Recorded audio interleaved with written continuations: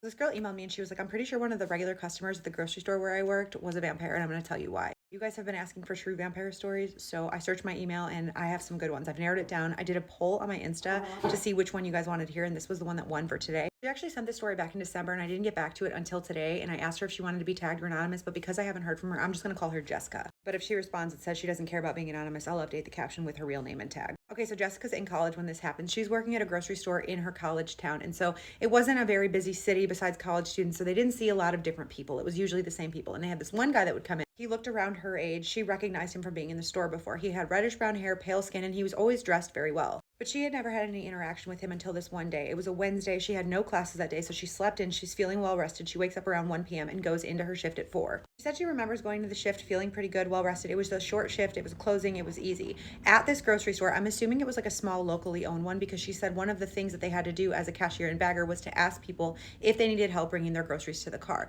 Usually just like injured or elderly people would ask, but most people just said no. She said there was the occasional creepy person who would say yes, that they needed help, even though when she knew that they didn't, but she had never really experienced anything out of the ordinary. When this guy with the reddish hair and pale skin comes up to her line, he only checks out with 2 items, which were both drinks. She asks him, hey, do you need help bringing this to your car? And he says yes. He avoided eye contact with her the whole time he was checking out and when he said yes. And she said nothing about him screamed weird or creepy. Like, she couldn't even pick him out of a crowd. He just seemed super ordinary. But after he says yes, that he needs help bringing these 2 items out to his car, which are bagged separately, so he's got 2 bags, he chuckles softly to himself. She said even when he did this, she didn't think that he was going to do anything malicious. Like, she just thought he was going to hit on her. He's walking slightly ahead of her through the parking lot, and as they get closer to his car, she has this like pit in her stomach, like she feels sick, but she had just drank a lot of coffee and she just attributes it to that. They get to his white 4-door sedan. He turns to unlock the car door and open it. He turns to face her, and she's waiting for him to take both the bags that she's still holding out of her hand. But he doesn't grab the bags. Of course he doesn't grab the bags. He takes one of his hands, he puts it on top of her right hand, and takes his other hand and puts it on the bottom of her left hand. He brings her hands together. So she's still holding both bags. So her hands are like this,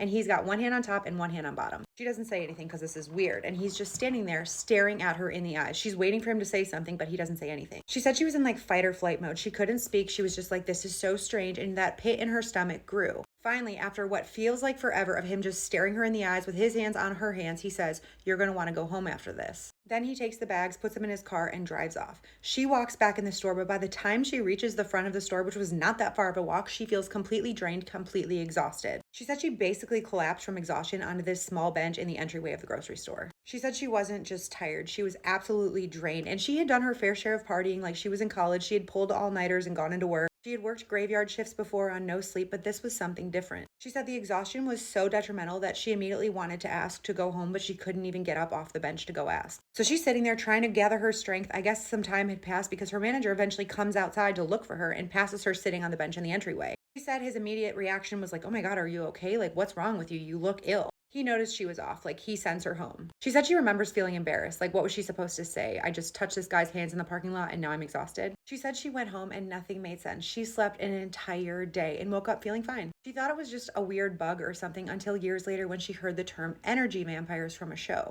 These energy vampires don't feed off of they feed off of human energy, and she put 2 and 2 together and started researching. She ended her email by saying, so there you go, I was attacked by an effing energy vampire. She said, I hope to never meet one again. Retail sucks enough without real life vampires walking around. I have a couple more vampire stories that I'm going to pretty much rapid fire after this, including one about a vampire's nest in Trinidad, meeting a vampire in New Orleans on Fat Tuesday, and how Moldavite actually attracts energy vampires. So stay tuned for those. I'll put those in this playlist.